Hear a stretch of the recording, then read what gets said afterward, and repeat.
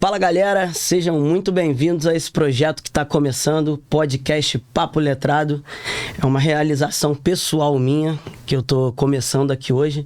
Esse projeto que está só no seu pontapé inicial.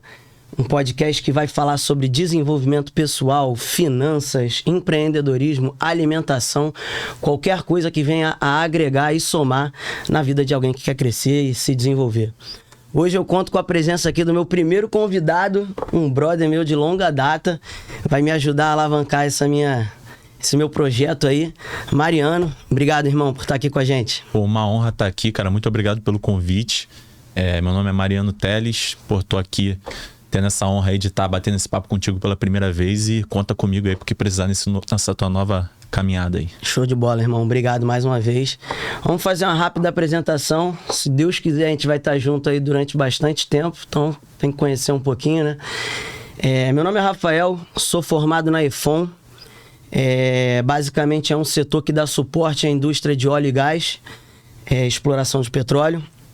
Não vou entrar muito no detalhe da profissão, tem muito conteúdo sobre isso aí na internet, vocês podem se aprofundar. Também tenho uma pós-graduação em finanças pela FGV. Comecei a estudar agora para diversas certificações relacionadas ao mercado financeiro. Não tenho a menor intenção, pelo menos a priori, de atuar como profissional do mercado financeiro, simplesmente para potencializar minhas aplicações, trazer conteúdo de mais qualidade, ter mais propriedade no que eu falo. Esse é o sentido. E estudar o que eu gosto. Eu amo mercado financeiro, eu amo empreendedorismo, eu amo finanças. Faça as honras aí, meu brother. Sou Mariano Teles, sou entusiasta do mercado financeiro, trabalho com isso aí já desde 2018, né? Tenho livro, Penso Logo Invisto, que é o livro que eu escrevi em 2019. Estou escrevendo meu segundo livro, tenho curso de investimento, dou palestra, tenho um canal no YouTube, Teles Invest. Fala o nome do canal aí, filho. Teles Invest. Milhões de seguidores aí, ó. Então, tô engatinhando ainda, né? Mas gosto bastante dessa área de lidar com as finanças.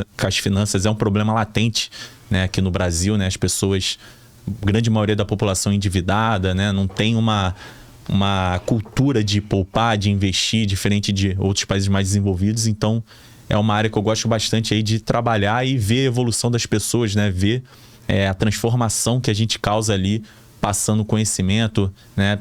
Lidando ali com essa área. Então, é o que eu me sinto realizado de fazer aí. Porra, muito, muito agradecido de estar aqui e poder deixar essa contribuição também agora num espectro mais amplo aí, né? Porra, falou bonito. Então, para quem não sabe, o Mariano que me iniciou no mercado de ações. Até então eu não tinha muito conhecimento, a gente estudou junto. E ele começou a falar para mim, não foi, Mariano? Porra, tô fazendo isso aqui agora e tal, comecei a mexer com ação, não sei o quê. E eu sempre tive um desejo muito forte de começar a investir, e principalmente no mercado acionário, que é o maestro do mundo, né, cara? Assim, o mercado de ações, as empresas, são os ativos que regem o mundo. É o que financia toda a indústria onde a gente está inserido e vive. Então, você conhecer sobre economia, conhecer sobre o mercado de ações, é você conhecer mais sobre como a máquina funciona, a máquina global. Então, não só é um retorno financeiro que pode trazer uma maior qualidade de vida, como também é participar do processo. É saber como as coisas estão ligadas, políticas, economia e tudo mais. E eu queria começar te fazendo uma pergunta. Como você acha que investir pode transformar a vida de uma pessoa, não só no sentido financeiro, mas também nos hábitos, na cultura, na disciplina, todo o contexto que o investimento traz consigo? Como você vê isso? Olha, então, é um processo, né? A pessoa começa a investir, ela começa a estudar sobre o assunto, né? E como toda coisa que a gente faz no começo, a gente vai cometendo erros, né? A gente tá indo por um caminho, tá estudando e depois vê que não é aquilo ali, aí a gente tem que voltar. Então, você ter humildade, né? É muito importante. Humildade perante a incerteza, porque o mercado, né, a economia é uma coisa que é muito incerta, é uma coisa que é muito imprevisível, tem muitas variáveis, então não é um mercado preditivo, né? E no início a gente entra achando que consegue prever, que consegue entender, né? E ao longo do tempo a gente vai quebrando a cara, vai aprendendo. Você vai precisar ter disciplina, porque para você investir você tem que ter reserva, né? E a grande maioria das pessoas gasta tudo que ganha, né? Então você vai ter que ter uma disciplina no teu planejamento financeiro, porque se você gasta tudo que ganha, você sempre tem que contar que tudo dê certo na tua vida, né? Sim. Porque a partir do momento que uma coisa dá errado, você se endivida, né? E aí vai virando aquela bola de neve. A gente mora num país com juros muito altos, né? Então, eu diria que humildade para reconhecer os erros e reajustar, né? Porque se você ficar batendo muita cabeça na mesmo método ali e você não reajustar a rota, você acaba perdendo muito dinheiro nos investimentos. E disciplina para lidar, organizar a sua vida financeira, né? Para você conseguir fazer aportes consistentes e também paciência, né? Porque diferente do que muitas pessoas tentam pregar ali para conseguir chamar a atenção da galera, né? Com essa questão de ganho fácil, de renda extra, né? O cara acha que ele vai entrar no mercado acionário e vai começar a fazer uma renda extra mês que vem. Não é assim, né? Então, para você ter o mercado como uma renda extra, você vai precisar de muitos anos investindo para você ter uma renda considerável, a não ser que você seja um cara que consiga fazer aportes muito altos, que não é a condição da maioria, né? Então, se eu tivesse que destacar virtudes que você leva junto consigo quando você começa a investir, eu diria humildade, disciplina e paciência. Eu diria até que investir, ele traz uma bagagem com o ato em si. O que eu quero dizer com isso? Eu, particularmente, quando comecei a investir, eu sempre tive um tino muito forte para economizar. Mas quando eu comecei a investir, isso potencializou. Porque o prazer de você possuir, pelo menos para mim, tem um prazer em comprar ação, meu irmão. Saber que aquilo ali é meu e que tá gerando uma bola de neve e tá crescendo, não sei o quê. Isso desenvolveu mais ainda uma habilidade que eu já considerava positiva, que era economizar. Porque cada vez que eu economizo mais, eu compro mais. Cada vez que eu compro mais, eu chego mais perto de um dia ter uma renda passiva maior. Então, para mim foi uma cadeia assim, positiva que aconteceu. Eu foquei em cada vez mais aumentar minha renda para poder investir mais. Quanto mais eu aumentava minha renda, sem deixar de viver, obviamente, cada vez mais eu tentava diminuir o meu padrão de vida para que pudesse sobrar mais, para que um dia eu pudesse viver uma vida espetacular. Ainda não cheguei nesse patamar, tá? Só deixando bem claro aqui. Posso estar falando, parece que eu sou rico, não sou nem perto disso. Mas é um processo. E se você não se sente parte do processo, se você não tem essa sensação de pertencimento, realmente eu acho que não vai acontecer, né, Mariano? Eu acho que é um pouco disso, né? Então, a sinergia do investimento, ela traz consigo muita coisa positiva para mim. É a questão de você tentar ganhar mais, seja estudando para um concurso, seja abrindo um negócio, seja através de empreendedorismo, várias coisas, para você aumentar mais a sua renda mensal, para você aumentar mais ainda a bola de neve, para isso se tornar cada vez mais uma realidade na tua vida. Aí, nesse paralelo, você acredita então que os hábitos estão atrelados à questão do sucesso nos investimentos, né? Com certeza.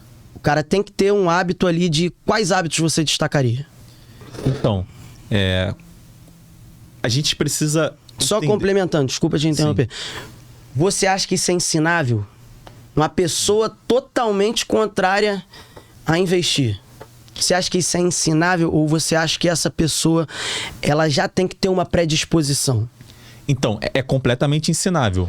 Obviamente, a pessoa que já tem uma predisposição, ela vai ter muito mais facilidade, né? Então, o processo ele é muito mais tranquilo quando a pessoa já tem uma predisposição. Agora, quando a pessoa já tem certas dificuldades, aí o caminho que a gente toma para fazer com que essa pessoa consiga investir de forma consistente já é diferente, né? Por exemplo, como eu citei aqui a questão da paciência, né? O investimento, ele é uma coisa que é tão emocionante como você vê a grama crescer. Você não tem que ficar mexendo o tempo inteiro. Você entra ali, você compra e você vai focar no seu trabalho, focar no seu desenvolvimento pessoal, porque o que enriquece... Mas tem que regar, né, pai? Exatamente. O que enriquece é o aporte, né? Então, muita gente por conta ali de questões próprias da pessoa, né? Ela tem aquele hábito de ficar entrando ali o tempo todo, aí vê que caiu ou vê que subiu, já quer fazer algum movimento, alguma coisa. Então a gente busca formas de fazer com que aquela pessoa que tem ali com ela alguns comportamentos que são mais, como eu poderia dizer, são contrários ao que deveria ser o correto para a pessoa investir por longo prazo, a gente tenta ver formas ali de diminuir isso, atenuar essas questões. Como, por exemplo, evita ficar entrando ali na corretora, não fica olhando, né? Foca mais no seu trabalho, entra ali quando você for aportar e tal, e não fica olhando muito, né? Questão de cartão de crédito. Cartão de crédito é muito vantajoso, né? Tem muitas vantagens que você pode tirar utilizando o cartão de crédito.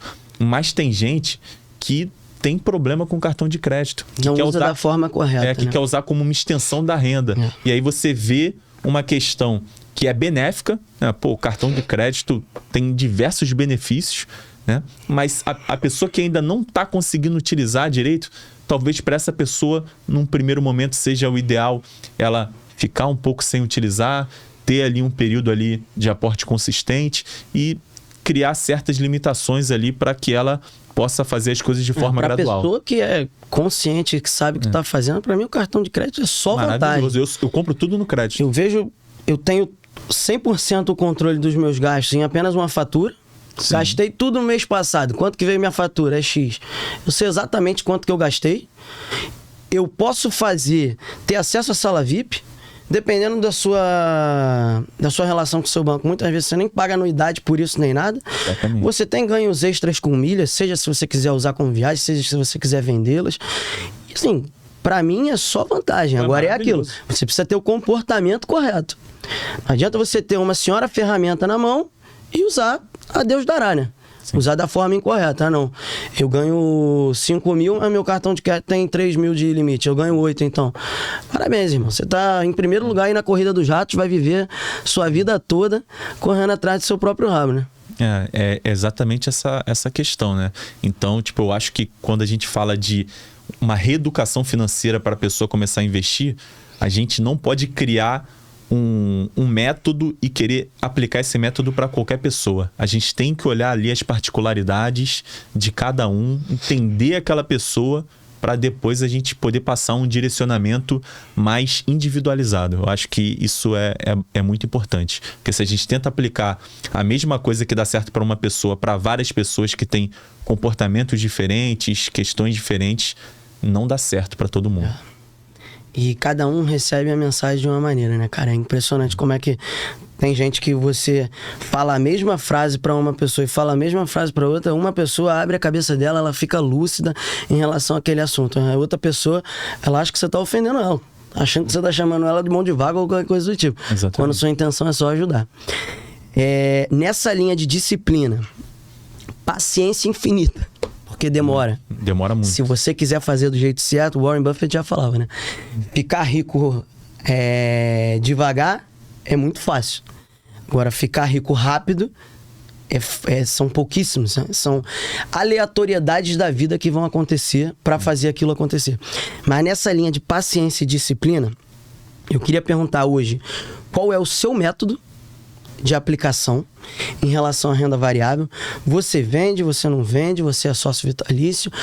Quando você vende, ou caso você não venda, ou não ganho de um provento, você se presenteia, você retira uma parte como forma de desfrutar um pouco daquele seu sacrifício, daquele seu merecimento mesmo, porque é um merecimento investir, ou você não. Porque eu, particularmente, o que está no meu investimento, eu não me presenteio nunca. Eu boto a minha parte do... Como é que eu vou dizer? As coisas que eu quero fazer, que eu gostaria de realizar, uma parcela do meu salário que já estão destinadas para isso. Agora, o reinvestimento dos meus ganhos, ou dos meus proventos, ou qualquer coisa do tipo, para mim já é um prazer. Eu não me presenteio dessa maneira. Qual é o seu método e como você se presenteia ou se não faz isso?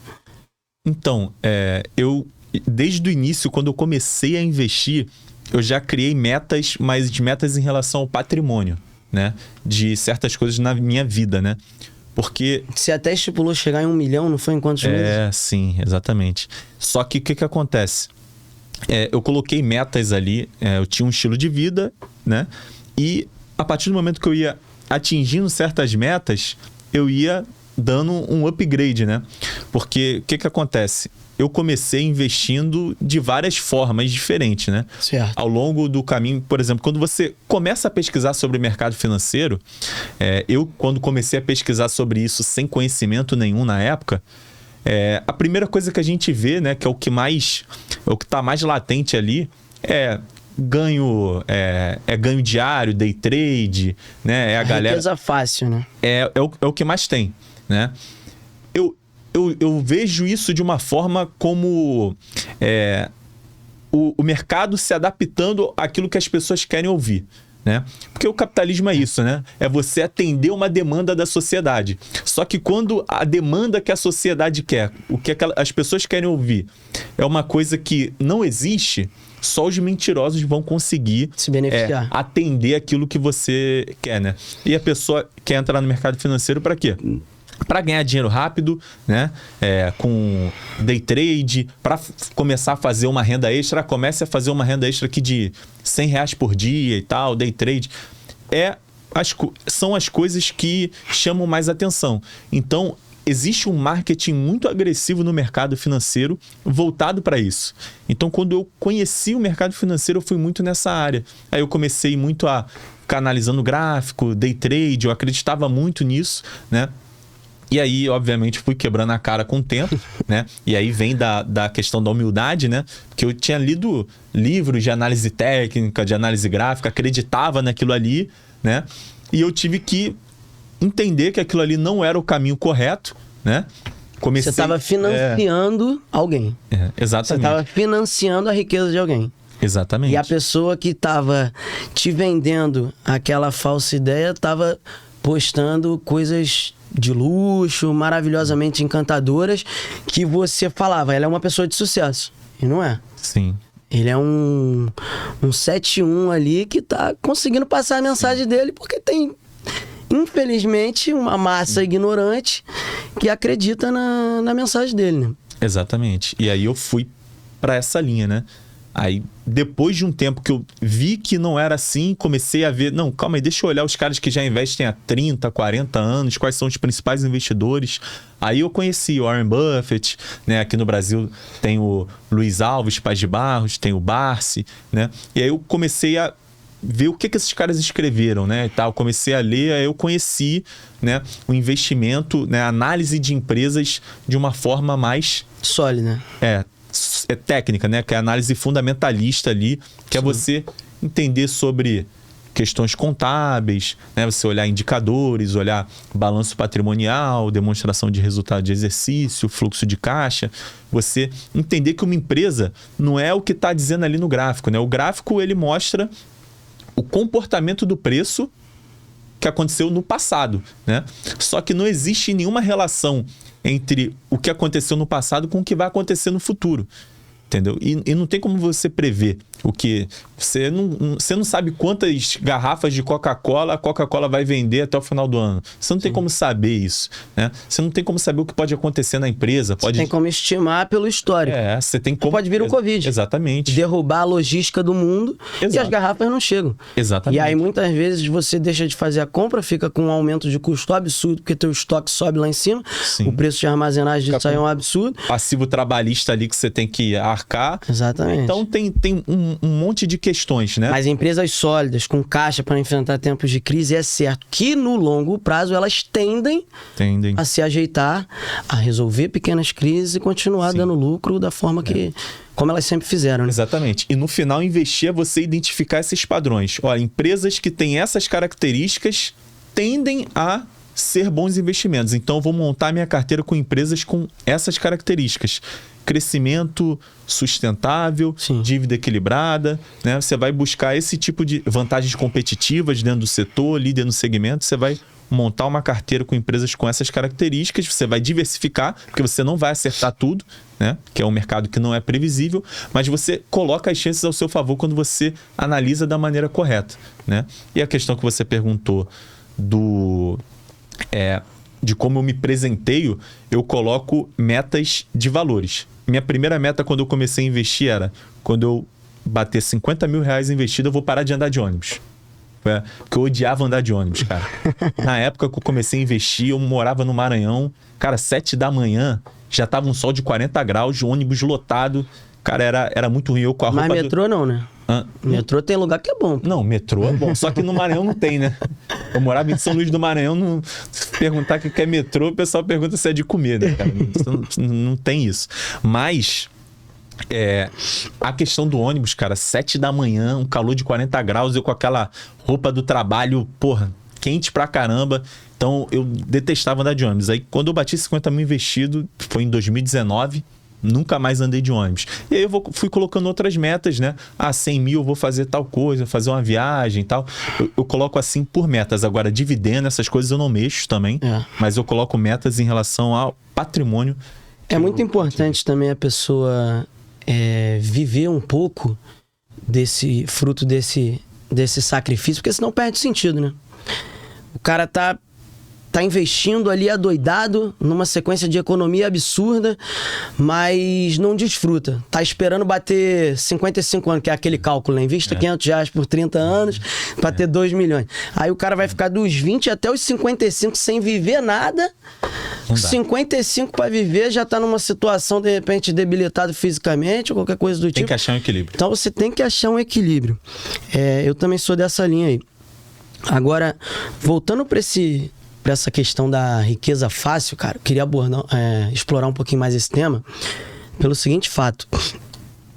Para mim, esses gurus de tigrinho, dessas rifas online, cara, isso é uma praga mesmo. Isso é uma praga na sociedade. Isso é uma praga. Porque para mim é maléfico tanto para quem perde quanto para quem ganha. Porque quem perde, pelo óbvio, né? Não precisa dizer porque é maléfico. Agora, quem ganha é maléfico do mesmo jeito, porque aquele cara aprendeu o que é ganhar dinheiro fácil. Ele não dá valor a trabalho duro, ele não dá valor à disciplina, ele não dá valor a sacrifício, ele não valoriza, muitas vezes, o trabalho dos outros, um empresário que gera 200 empregos, que movimenta a economia. Então, assim, isso é uma e você vê os caras que promovem isso no Brasil sendo tido como heróis, pô. Irmão, a gente tá numa inversão de valores, assim, fora do normal. E eu acho que muita gente não tem noção do impacto que cultura, música, heróis que, na verdade, não têm o que ser admirados, são vangloriados, o impacto disso numa sociedade. Porque isso influencia no teu concurso, isso influencia no teu voto, na política, isso influencia em tudo. Porque o cara que é contra alguém que você venera, tu não vai ser a favor desse cara. Muitas vezes aquele cara tem um poder de gestão absurdo, tem um poder de resolver. Então, assim, eu particularmente sou totalmente a favor de regulação firme em relação a aposta, jogos online, rifas, tudo isso que pega uma população carente, que você alimenta um falso sonho nela. Isso é só minha opinião. Pode ser que o que eu esteja falando aqui não faça sentido e tenha algum argumento muito forte que eu não esteja visualizando, mas é a minha opinião e é realmente o que eu acredito. Mas quer fechar esse tema? Quer comentar alguma coisa sobre isso aí? Então, essa parte que você falou de que é pior para quem ganha, eu concordo plenamente, justamente porque o cara que entra e quebra a cara, principalmente se ele quebrar a cara com pouco, né, que é melhor ainda, geralmente esse cara não fica muito, né? Agora, se o cara entra e ele ganha dinheiro fazendo a coisa errada, ele passa a achar que o errado é o certo. E aí ele tende a colocar cada vez mais naquilo ali E ninguém sabe o potencial de vício que tem pra aposta, né? Eu nunca apostei na minha vida. Eu não sei o potencial Eu já perdi um dinheirinho. Eu não Quando sei era o mais novo, eu já perdi né? um dinheirinho. Eu não sei o potencial de vício que eu tenho pra isso, né? Então, eu acho que se você puder ficar longe, eu acho que é o melhor das opções é você ficar longe desse tipo de coisa, porque é destrutivo, né? As pessoas perdem tudo, família, casa, carro, tudo, né? Então, é uma situação muito complicada.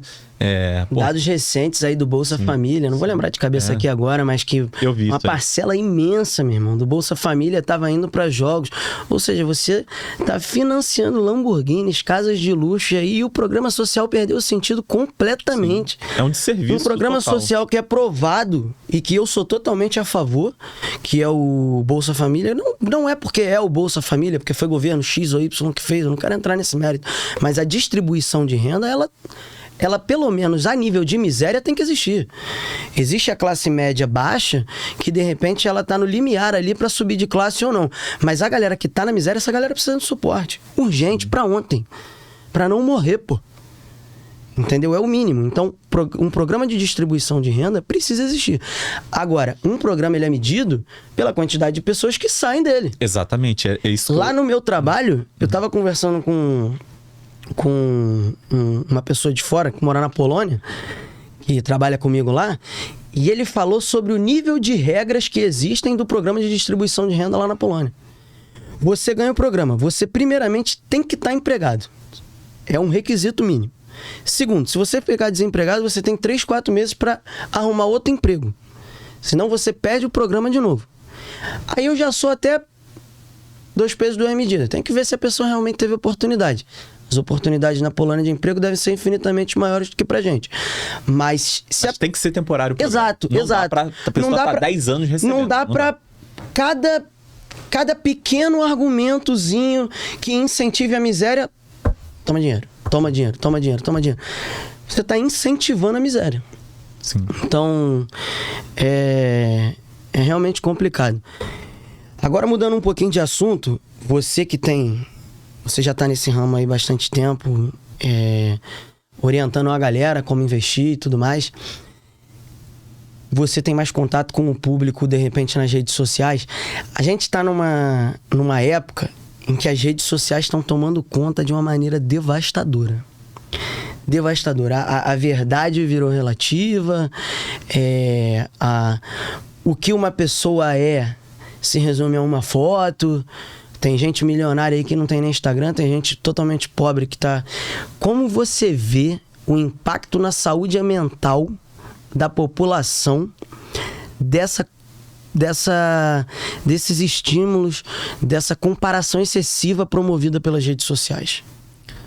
Olha, essa é uma questão que ela acaba sendo particular, né? Tem pessoas que são muito impactadas por isso, tem pessoas que já não ligam muito. Eu, particularmente, nunca tive isso de ficar me comparando, né? Então, eu entendo como isso é destrutivo, mas eu acho que toda comparação ela deveria ser com você mesmo, né? Com o seu eu do passado e você tentar se tornar melhor do que você era há 1 ano atrás, há 6 meses atrás, e você buscar melhorar como pessoa em busca ali dos objetivos que você tem, né? Qualquer pessoa de sucesso começou pequeno, né? Exatamente. A não ser o herdeiro. Sim, exatamente. Só que as pessoas partem de pontos diferentes. As pessoas têm níveis de ambições diferentes. As pessoas estão dispostas a passar por coisas diferentes, né? Por exemplo, o que eu passei quando eu comecei a investir lá atrás, o quanto que eu abdiquei de coisas na minha vida, né? Para atingir ali os primeiros 100 mil investidos lá atrás. Eu fiz coisas que eu abdiquei que muitas pessoas já não estariam dispostas a fazer, né? Então, vai do tamanho da ambição de cada um, vai do tamanho das oportunidades de cada um. Eu acho que se comparar é destrutivo. Se a pessoa tem esse hábito de ficar se comparando com o influenciador XYZ, a melhor coisa que essa pessoa pode fazer é desativar ali essa rede social ou parar de ficar seguindo pessoas fúteis, né? Que não passam algum ensinamento de valor, né? Pessoas que estão ali só para mostrar lifestyle e tal, e passar a seguir alguma coisa que vai te agregar, que vai te ensinar alguma coisa, e utilizar essa ferramenta para o bem, para o seu próprio desenvolvimento, e não para ficar acompanhando a vida de outras pessoas. Eu acho que você ficar acompanhando excessivamente a vida de outras pessoas chega um ponto que se torna nocivo. Quando você acompanha lá um cara por um entretenimento, porque você gosta de dar uma risada, né? Você vê ali um negócio engraçado, você compartilha com seu amigo, né? É legal e tal, até certo ponto, mas quando você passa a querer acompanhar a vida da pessoa, tudo que a pessoa está fazendo, e você passa a viver mais a vida da pessoa do que a sua, e você começa a achar a sua vida muito ruim, de se comparar com aquela pessoa. E começa a tomar as dores da pessoa. Sim, aí a pessoa briga com outro famoso, tu começa a falar na rua mal do outro famoso. Aí já chega um ponto que... Você nem conhece o cara, mas ele brigou com alguém que você gosta ali, um ídolo teu, nada a ver. A idolatria é uma questão muito nociva. Idolatria não dá. Em qualquer área, irmão. Em qualquer área. Nosso país está com um câncer gigantesco de idolatria política. Sim. Eu não quero entrar em nomes aqui porque é muito complicado, mas você não vê nas redes sociais, você não vê ninguém falando que tal lei foi boa, tal lei foi ruim, discutindo projetos, isso ou aquilo, não. É só, não sei quem fez isso, e agora? Como é que vai ficar a tua posição aí, já que você estava falando outra coisa? Sabe, é só ataque à imagem baseada em idolatria. É só você justificar que o teu governo é bom, tu diminui o outro. Isso não faz o menor sentido. Podem ter 2 governos horríveis ao mesmo tempo e podem ter 2 governos bons ao mesmo tempo. Sim. E que eles briguem para que se tornem cada vez melhores. Mas você não se torna bom porque alguém é pior que você. Não é essa a intenção. Sim. Nunca vai ser, nem no trabalho, nem na política. E eu acho que a gente está com um problema crônico que é até difícil ficar otimista. É difícil. Mas é o que a gente está vivendo. Né? E você vê a pobreza do debate pela rotulação. Se você quer discutir ideias, né? Você falou aí sobre lei tal, projeto tal, questão tributária, questão de orçamento. Se você quer debater alguma coisa que o político X fez, e se você faz uma crítica, automaticamente você é rotulado como um cara que está do outro lado. E se você faz um elogio a uma outra tipo de medida que foi tomada, aí automaticamente você já é contra tal coisa. Então, acabou o debate de ideias. Ou você tá do time de cá ou você tá do time de lá, e eu acho que isso empobrece muito a discussão, o debate, e a idolatria, ela faz com que você concorde plenamente com tudo que o cara tá falando, então você dá carta branca para ele, faz o que você quiser. Exato. E aí você perde a questão da crítica, né? De você olhar e de você julgar ideias. Com as poucas pessoas que eu converso política, sejam de direita ou sejam de esquerda, qualquer coisa, eu sempre falo, muito cuidado com a idolatria, porque em algum momento esse cara vai errar e você vai ter que defender o errado. Eu não concordo nem 100% comigo. Tem vezes que eu vou dormir que eu falo, mandei mal pra caramba hoje. Viajei. Aí eu vou concordar 100% com o outro? Não tem como. É muito complicado, irmão. É muito complicado. Mas vamos voltar pro foco aqui do debate, que não tem como, política tá ligado. Tá ligado. 100% tá ligado à economia, que tá ligado a investimento. Não tem como, tem que falar um pouco disso, mas é complicado. Mas vamos voltar à alma da finança. Qual o limite pro capitalismo? Essa é braba. Mas calma que eu vou te contextualizar enquanto tu ganha uns segundinhos aí pra pensar. Qual a relação da ambição com a natureza humana? Você acha que o ser humano é realmente eu primeiro e eu em segundo também? Eu tenho que ganhar todas e ele não mede esforços de destruição em nada pra ganhar dinheiro? E a outra coisa, a gente vê que o capitalismo, relacionado nessa questão da ambição, como exploração de petróleo, commodities em geral, algumas vezes eles barram em algumas questões ESG, certo? Nesse sentido, qual o termômetro para saber quando tá demais em relação ambientais e quando não tá, porque isso vai favorecer meu país, que vai gerar riqueza, que vai ajudar a criar recursos para melhorar a qualidade de vida de pessoas que estão em situação decadente, de miséria? Olha, esse é um ponto que ele sempre levanta polêmica, né? Essa questão do limite do capitalismo é um ponto que é complicado, porque quem que vai impor esse limite? A gente vai colocar na mão de quem o poder para determinar qual é o limite do capitalismo? Na mão do Estado? Eu não confiaria muito. Agora, em relação a essa questão ESG, né, é um ponto que eu vejo muita hipocrisia. Muita hipocrisia, porque o ESG ele acabou virando um negócio, não só no Brasil como no mundo, né? Eu acho que quando a gente tem um objetivo, né, que se o objetivo é reduzir a emissão de CO2, de carbono, né, a gente tem que atacar esse objetivo de forma mais eficiente, né? E eu vejo que nos últimos 20 anos foram gastos trilhões, né, com energia solar, eólica, né?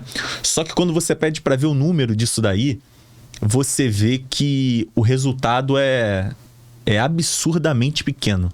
Você tem um gasto de trilhões ao longo de 20 anos investindo nisso, né? E eu não sou contra esse tipo de coisa, quanto mais carros elétricos e tal. A questão não é essa. A questão é se a gente tem um objetivo de diminuir consideravelmente até 2050, por exemplo, a emissão de carbono, a gente está indo no caminho certo? Porque se você para olhar os números em relação a tudo que foi feito, né? Tem um caso que eu gosto de citar também, que aconteceu na Alemanha, né? Que era um país que tinha bastantes usinas nucleares, né? Que representava ali mais ou menos 1/4 de toda a geração de energia da Alemanha, que é uma energia limpa, né? E a Angela Merkel, né? O pessoal demoniza muito energia nuclear, e a Angela Merkel decidiu fechar todas as usinas, né? E aí eles fecharam todas as usinas nucleares e voltaram a queimar carvão. E aí, você queimar carvão, nada emite mais CO2 no mundo. É a fonte mais poluente que tem de energia, é o carvão. Aí você volta a queimar carvão. Fica meio que na cara que é um teatro de resposta rápida. O cara te dá isso aqui, ó. Toma, meu público, que votou em mim e acreditou em mim por essa demanda. Fiquem satisfeitos com essa minha primeira ação para satisfazer vocês. E aí depois, agora, nos bastidores, eu vou ter que, infelizmente, fazer algo pior só pro meu público. Exatamente. Aí você tá satisfeito comigo. E de repente eu não perder a próxima. Isso. Você tá colocando o seu Tesla na tomada. É muito bonitinho o seu Tesla andando na rua, seu carro elétrico. Só que aquela energia ali veio de queima de combustível fóssil, que é muito mais poluente. E se a gente pegasse aqui um cenário hipotético pra gente... porque muitas pessoas não sabem dos números, né? Elas acham bonito ali pás eólicas, energia solar, o Tesla andando na rua, mas quando você para ver o impacto disso real, ele é muito pequeno. Se a gente pegasse todos os carros de passeio, esse número é assustador. Se você pegar todos os carros de passeio que existem no mundo, tá? E substituir por carro elétrico. E não é carro elétrico que você carrega com energia de carvão, não. Hidroelétrica. Certo. Todos os carros de passeio do mundo elétricos e sendo recarregados com energia hidroelétrica, que é uma energia boa. Você diminui a emissão de CO2 em 8%. Então... é muito mais complexo. Não vai resolver. É muito mais complexo. Não vai resolver. Existem setores como siderurgia, né?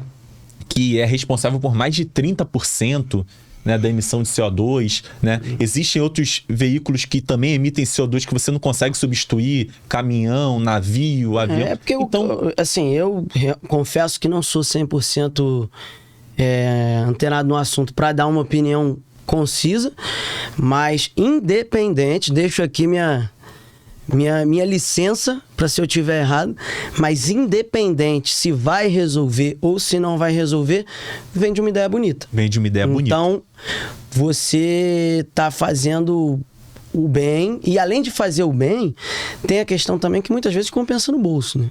A questão da... Aí já é o interesse ESG pessoal... virou negócio. Aí já é o interesse pessoal do próprio proprietário do carro. Há países e países, depende do preço da energia naquele local, depende de uma série de fatores.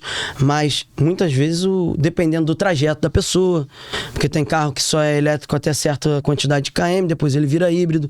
Então, se o cara trabalha perto de casa, ele consegue ir e voltar para o trabalho no 100% elétrico, às vezes compensa muito. Mas aí já é o interesse pessoal do proprietário. Já não é uma questão ESG, é financeira. Sim, a questão principal sobre isso, que eu acho que é importante as pessoas se situarem pede para ver o número. Olha o número e vê o quanto que aquilo ali está sendo de fato efetivo, né? Tem um livro do Bill Gates que ele fala sobre isso, que é How to Avoid a Climate Disorder, que é tipo como evitar um desastre climático, e tipo ele mostra lá que para você fazer uma transição energética são 20, 30 anos, e os caras estão querendo fazer a toque de caixa e não dá certo, né? Chegou a ter o presidente anterior dos Estados Unidos, né? Ele falou que quem investe em petróleo deveria ser preso, né? Ele falou isso publicamente. Como que você vai falar uma coisa dessa? Tipo, um norueguês que eu tava conversando lá no trabalho também, ele falou que a Noruega quer ser a vitrine pro mundo dos carros elétricos. Assim, é a sensação que eles têm, né?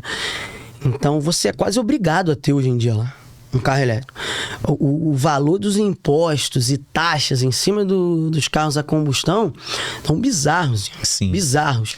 E aí... Sou totalmente contra isso daí. E aí ele falou que acaba criando um outro mercado. Como você é obrigado a migrar para o mercado elétrico, você é obrigado a fazer manutenção e consumir o mercado elétrico. E aí você cria uma outra cadeia negativa, que é o incremento dos preços em tudo que é relacionado ao elétrico. Porque se a população é obrigada a migrar para aquilo, a pessoa não tem opção, ela vai ter que vir, então vamos aumentar, não tem o que fazer. Subsídio para essa área de elétrico, sou totalmente contra, né? Você querer salvar o mundo com o dinheiro dos outros, né? Quer salvar o mundo, salva com o seu dinheiro. Acho que essa... a minha opinião sobre ESG é isso daí. Eu concordo com alguns temas, com outros não, mas eu acho que realmente a palavra hipocrisia, quando me convém, é muito clara nesse meio. É muito claro. Se você é opositor, você é um destruidor do planeta. Aí quando você tá lá no poder, agora é minha vez, é necessário. Para financiarmos o crescimento e tudo mais. Enfim, como você enxerga o futuro da economia com a entrada do Bitcoin quebrando todos os paradigmas em relação à moeda fiduciária e tudo que já foi estudado e existe até hoje? Há argumentos contras, mas de uma maneira superficial, uma moeda que não é lastreada em nada, mas que tá contra tudo e contra todos aí, rompendo barreiras absurdas. Como você acha que é o impacto do Bitcoin na economia mundial para os próximos 20, 30 anos?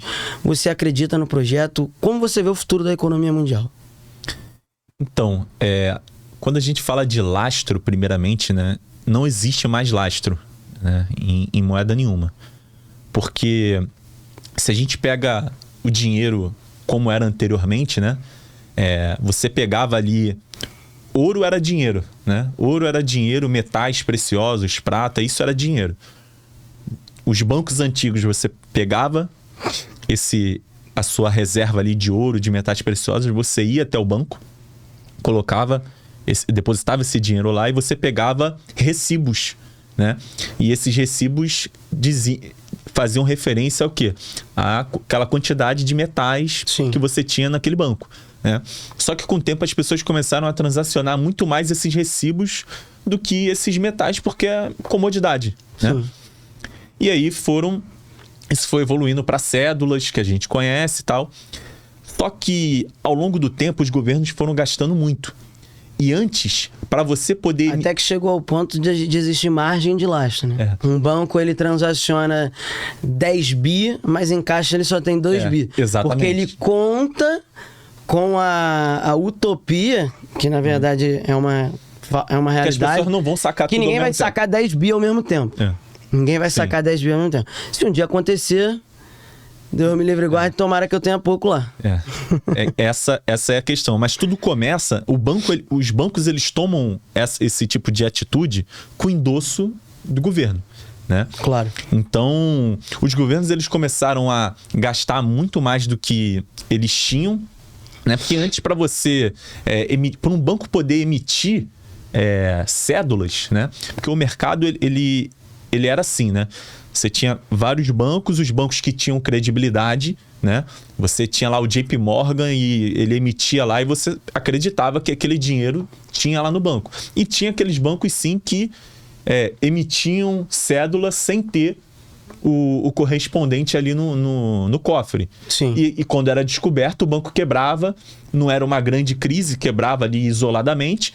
E isso meio que fazia com que os outros bancos que talvez estivessem pensando em fazer isso, retrair.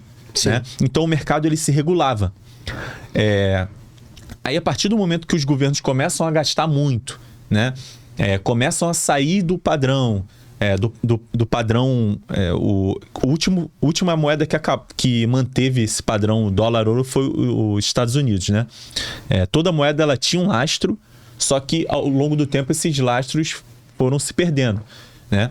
Europa, por exemplo, depois da guerra, né, completamente destruída, né? Teve o acordo de Bretton Woods lá, e os Estados Unidos falou, não, nós vamos manter o padrão dólar-ouro, né? Nós vamos manter o lastro, então vocês aqui, a gente empresta dólar para vocês, né? O Plano Marshall, que reconstruiu a Europa, né? Os Estados Unidos financiou, emprestou, e agora os países passaram a ter reservas em dólar, porque o dólar tinha o lastro. O dólar foi a única moeda que manteve o lastro. Até que ali em 71, né, acabou o padrão dólar-ouro, né? Estados Unidos na guerra do Vietnã, que foi a primeira guerra travada a crédito, acabou gastando muito mais do que eles tinham e tiveram que sair do padrão dólar-ouro, e aí acabou o lastro do dinheiro. Depois eles fizeram um acordo ali com os sauditas para que todo o petróleo, né, que petróleo é energia, né? Todo o petróleo vendido fosse vendido só em dólar, e aí eles ofereceram proteção para os países sauditas lá que tem a maior, né, reserva de petróleo aí do mundo, né? Ó, a gente te oferece proteção e você só vende teu petróleo em dólar. E aí criou-se ali o petrodólar, né?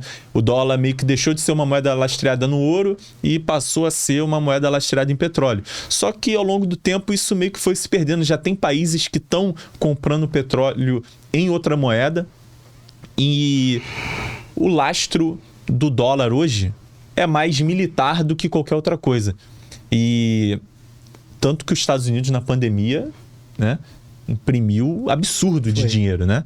Então não existe mais lastro da moeda, né? Então o Bitcoin, ele é uma moeda que ele traz uma alternativa ao sistema convencional, que é a principal dele, né? O Bitcoin, ele foi criado depois da crise de 2008, né? Que foi quando o sistema financeiro, né, deixou o mundo ali de joelhos, dando dinheiro para salvar os bancos. Os Estados Unidos, ele dobrou, né, o Federal Reserve, ele dobrou o balanço, imprimiu muito dinheiro, né, para salvar os bancos, né?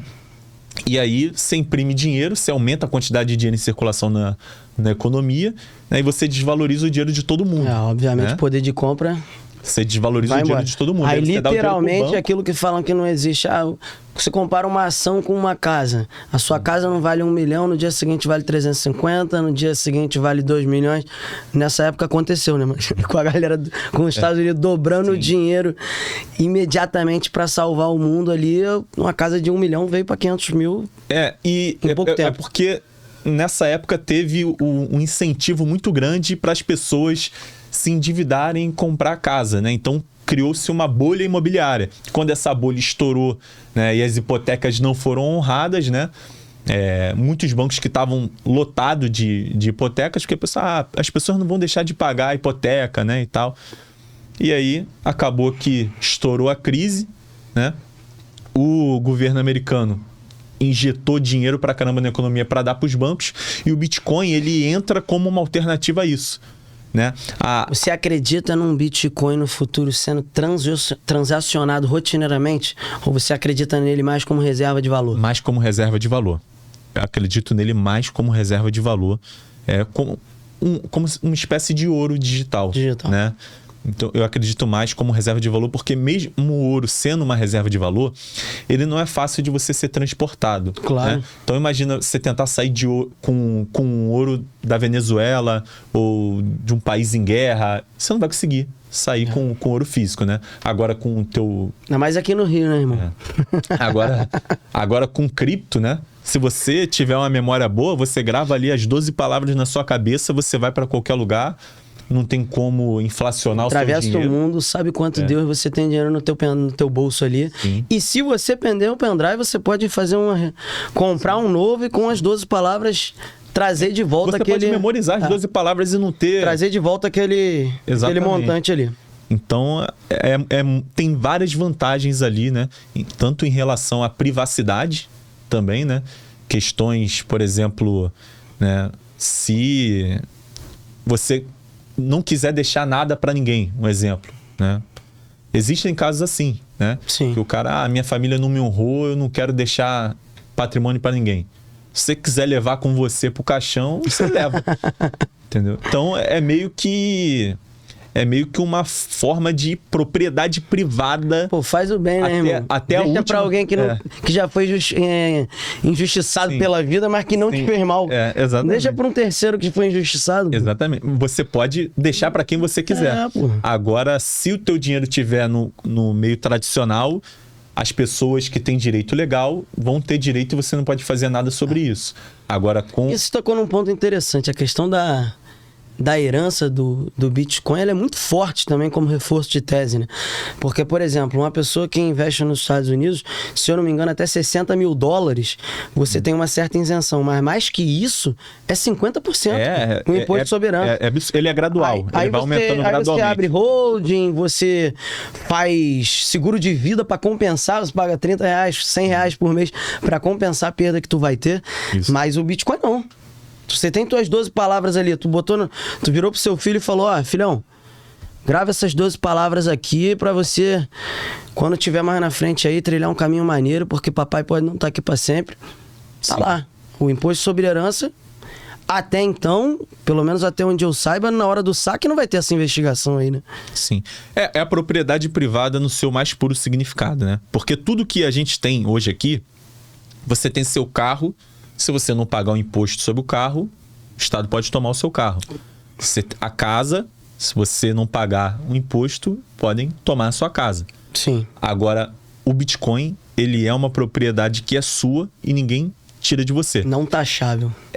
Eu sei que a grande maioria das pessoas usa o Bitcoin... Não taxável nesse sentido, né? De manter na posse.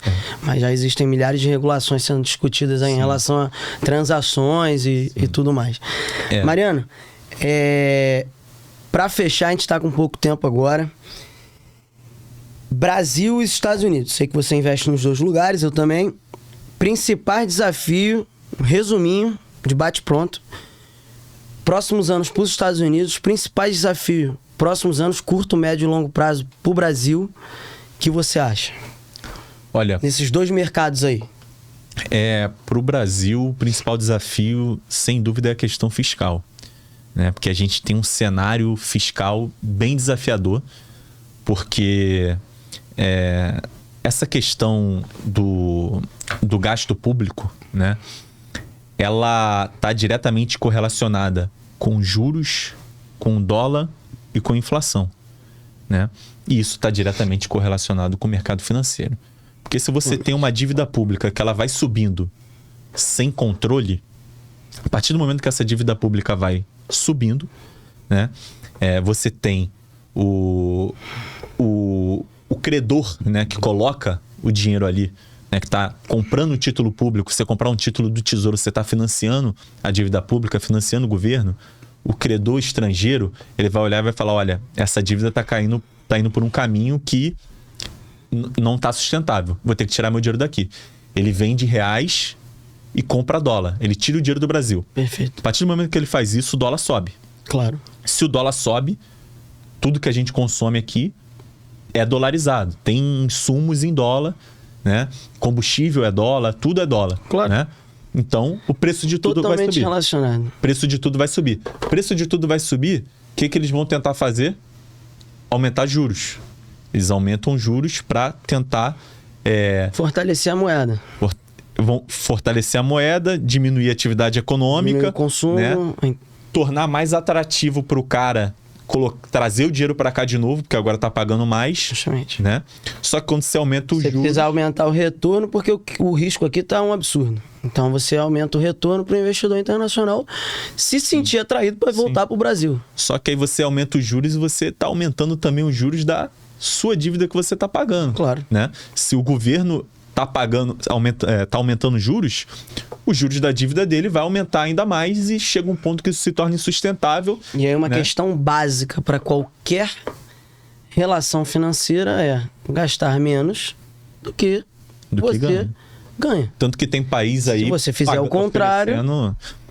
Chega um ponto que não tem mais confiança. Né? Tem país oferecendo aí 60% de juros anual e o pessoal não coloca dinheiro porque sabe que aquela moeda vai continuar se deteriorando. Sim. Né? Então, na semana seguinte vai estar oferecendo 65. Exatamente. E na outra semana 70 e assim... O maior desafio para o Brasil é o fiscal. Estados Unidos. Agora para os Estados Unidos... Resumidamente. A gente tem essa questão também da dívida pública lá muito alta. Né? Só que agora... Pelo que a gente está vendo, tá tendo o DOGE lá, né? Que é um departamento que foi criado ali a transparência, né? Que o Trump ele colocou o Elon Musk ali para cuidar disso daí, né? Por conta do histórico dele no Twitter, parece que ele reduziu, acho que 80% ali da galera ali e continuou tudo rodando normal. Então, né? Ele já achou várias discrepâncias, vários desperdícios, né? Acho que fica difícil ainda a gente tentar ver o que vai acontecer. Eu tenho algumas ressalvas em relação ao Musk, mas é difícil apostar contra o homem. O homem já provou que desde que ele saiu lá da primeira empresa dele, depois foi pra Space e tudo mais, o cara realmente é uma sequência de vitórias aí complicada de apostar, é difícil apostar contra ele. Mas mesmo gostando muito dessa questão fiscal, econômica, que eles são mestres em fazer, eu tenho alguma ressalva em relação ao autoritarismo, mas no geral, assim, em relação à economia, eu vejo que os Estados Unidos parece que vai se fortificar bem aí nos próximos anos. Vamos ver, né? Acompanhar. É muito fácil quando você já tem a maior máquina do mundo, você ditar as ordens. É ruim para... Você imprimir dólar é um privilégio absurdo. Que, querendo ou não, ainda é a moeda de reserva global, ainda é a moeda mais transacionada. Demanda de dólar fora dos Estados Unidos é muito maior do que a demanda de dólar nos Estados Unidos. Então, meio que como os países têm reserva em dólar, você imprime dólar, você está meio que desvalorizando a reserva de outros países, né? Então, tipo, é um privilégio absurdo você poder... É ruim para eles imprimir dólar, mas é muito pior para o mundo todo. Muito quando pior. Eles imprimem dólar. Muito pior. Isso aí eles podem fazer isso. É um privilégio Eles absurdo. estão se enfraquecendo, mas ele tá enfraquecendo mais ainda. E como a demanda toda a vizinhança mundial é muito maior, né? Ele gera muito menos inflação. Né? Ele imprimir dólar gera muito menos inflação do que imprimir qualquer outra moeda, porque a demanda fora é muito grande ainda. E outra, né? Os países, o mundo ele está muito endividado. Sim. A dívida global é absurdamente grande e essa dívida é em dólar. Então, como o mundo ele está devendo muito dólar, você ainda pode imprimir, você ainda consegue imprimir muito dólar sem gerar essa inflação toda, justamente porque o mundo vai demandar dólar para pagar essa dívida. Show de bola, irmão. Para fechar, nesse cenário aí que a gente está vivendo hoje de guerra de uma polarização política absurda, não só Brasil, como mundo. Ninguém se respeita mais, você não sabe mais o que é verdade, o que é mentira. Tá difícil acreditar em qualquer governo, seja de esquerda, seja de direita. Qual o conselho que você dá pro camarada que vai ver esse podcast aqui, vai falar, quero começar a investir, só que vai sofrer muito ainda pela frente, com a renda variável que é tão oscilante como a gente sabe? Qual o conselho que você dá pra esse cara? O conselho que eu dou é comece pequeno. Você vai começar a investir, principalmente em renda variável, você precisa entender que o investimento em renda variável, o investimento em empresas, né, que é fundamental você investir em empresas. Se você olhar as pessoas mais ricas do mundo, elas têm uma coisa em comum, elas têm empresas, né? E você investir numa empresa que já tem o seu negócio validado, né, que já tem um histórico, que já é líder no segmento, que já tem vantagens competitivas, é muito menos arriscado do que você abrir uma empresa do zero. Embora, né, mais risco, mais retorno. Se você abrir uma empresa do zero e o negócio der certo, você vai estourar e vai ganhar muito mais dinheiro do que investir em ações. Comprar empresas boas por um preço justo e não empresas horríveis, muito baratas, né? Exatamente. Então você investir em empresas é fundamental, mas existe uma oscilação muito grande e investir em empresas leva tempo para fazer o investimento maturar. Não é um investimento. O investimento em empresas não é para você colocar um dinheiro que você está contando com ele. Esse dinheiro aqui eu vou casar daqui a 5 anos, então eu vou investir em ações aqui para o meu casamento. Não. Dinheiro que você tem um planejamento para utilizar num prazo específico, você coloca em renda fixa, você investe em título público, título pós-fixado, você vai investir em renda fixa. Dinheiro para investir em renda variável em ações é um dinheiro para longo prazo, né, que você vai colocar visando construir um patrimônio, e aí você começa devagar. Você monta a sua reserva de emergência primeiro na renda fixa, né, investindo em títulos públicos, Tesouro Selic. Você monta a sua reserva na renda fixa, porque se acontecer algum imprevisto, que várias vezes acontece... Vai acontecer, pode ficar tranquilo. Ele vai acontecer, aí você vai tirar esse dinheiro da tua reserva de emergência para arcar com esse compromisso e não mexer no seu investimento em renda variável. Então, o primeiro passo é monte sua reserva de emergência e depois comece devagar em renda variável e siga uma linha de pensamento ali, que muitas pessoas ficam vendo um monte de vídeos aleatórios no YouTube e aí ela meio que se perde, não aprende direito. Cria um método, sai acreditando em qualquer coisa que ouve. Sim, é importante. O que eu prezo no meu curso de investimento é ensinar para o cara a analisar empresas, montar uma carteira de investimento, ensinar ele a declarar esses investimentos dele no imposto de renda, tudo certinho, para depois que ele já aprendeu tudo, aprendeu a montar a carteira, aprendeu a analisar a empresa, já tem ali tudo montado como ele vai fazer, ele foca só no trabalho dele e esquece investimento. Só uma vez por mês você entra ali, compra o que você tem que comprar, tua carteira já está montada. E vai viver a vida. E vai viver sua vida, vai focar no seu trabalho, vai ser feliz. Irmão. E processo, aproveite. Obrigado, irmão. Muito obrigado, irmão. Muito obrigado mais uma vez pela participação. Esse foi o primeiro episódio do podcast Papo Letrado. Muito obrigado por ter ficado até aqui com a gente. Espero que vocês tenham aproveitado e espero que a gente traga muito conteúdo bom aí pra vocês, pra gente se desenvolver, crescer junto. E se tudo der errado, pelo menos a gente tá tendo uma conversa boa. Beleza? Valeu, galera. Fiquem com Deus. Valeu!